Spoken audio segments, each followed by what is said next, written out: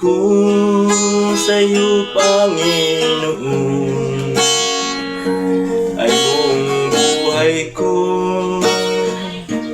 puso't kaluluwa, di na makaya ng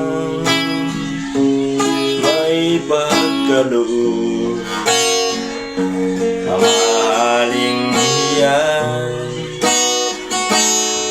Alright mga idol, happy Good Friday. Ingat po ang mga nasa labas. Shoutout po sa mga iba nasa outing, iba nasa rides. Ingat po ang pag-uwi. Happy Good Friday again.